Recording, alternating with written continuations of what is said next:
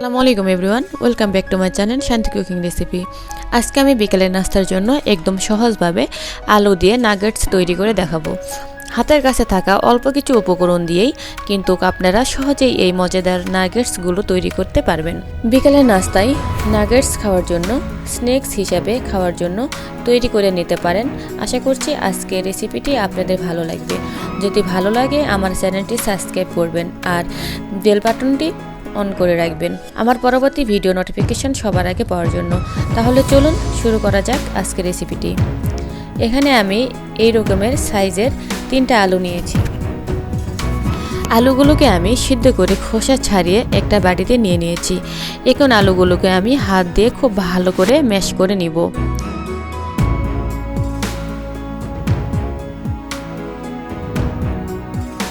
আলুগুলোকে আমার খুব ভালো করে ম্যাশ করা হয়ে গিয়েছে, দেখতেই পাচ্ছেন। এ পর্যায়ে আমি দিয়ে দিব 2 চামচ পরিমাণ ধনিয়া পাতা, দিয়ে দিব 1 চামচ পরিমাণ কাঁচামরিচের কুচি, আর দিয়ে দিব হাফ চা চামচ পরিমাণ মরিচ গুঁড়ো।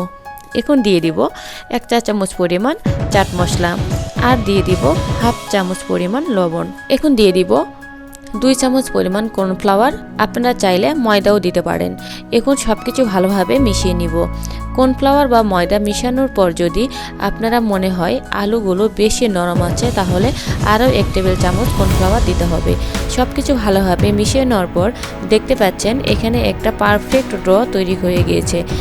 এবার হাত ও বোর্ডের উপর সামান্য তেল মেখে নিচ্ছি। এরপর এই ড্রটা নিয়ে রোল শেপ করে নিব। আপনারা দেখতেই পাচ্ছেন আমি লম্বা ও মোটা রোল করে নিয়েছি নাগেটসগুলোকে ট্রায়াঙ্গেল করার জন্য।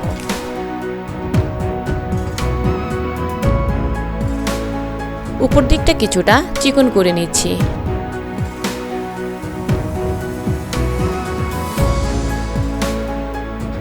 এবার একটা চাকু দিয়ে এই ড্রটা থেকে চিকন করে লেচি কেটে নিব। সবগুলো লেচি কাটা হয়ে গেলে সবগুলোকে আমি আবারও ট্রায়াঙ্গেল এর শেপ দিয়ে নিচ্ছি। আপনারা আপনাদের পছন্দ মতো যে কোনো শেপ দিয়ে নিতে পারেন।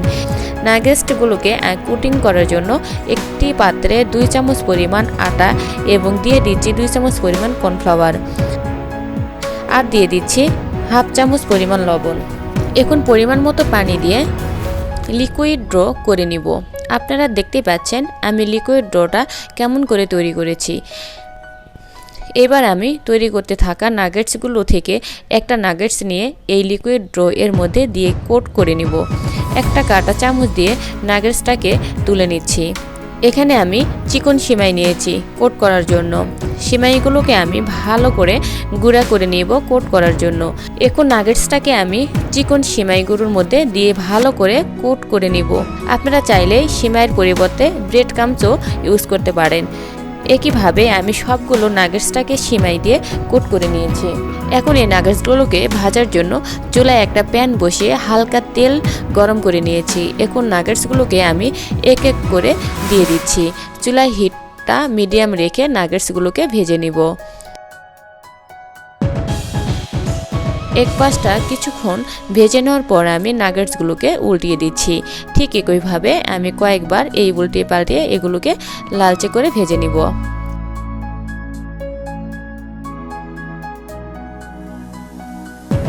নাগেটসগুলোকে আমার ভাজা হয়ে গিয়েছে। এখন এগুলোকে তেল ঝরিয়ে তুলে নিব। এইভাবে সবগুলো নাগেটস ভেজে নিব। একদম ঝটপটভাবে আর খুব অল্প কিছু উপকরণ দিয়ে তৈরি হয়ে গেল খুব মজাদার পটেটো নাগেটস। বাচ্চাদের টিফিনের জন্য অথবা বিকালের চায়ের সঙ্গে খাওয়ার জন্য স্ন্যাক্স হিসাবে দারুণ লাগবে। আশা করছি আমার আজকের রেসিপিটি আপনাদের ভালো লেগেছে। রেসিপিটি ভালো লাগলে আমার চ্যানেল সাবস্ক্রাইব করে বেল বাটনটি অন করে রাখবেন আমার পরবর্তী ভিডিও নোটিফিকেশন সবার আগে পাওয়ার জন্য। সবাই ভালো থাকবেন, সুস্থ থাকবেন। আজকের মতো এখানেই বিদায় নিচ্ছি। আল্লাহ হাফেজ।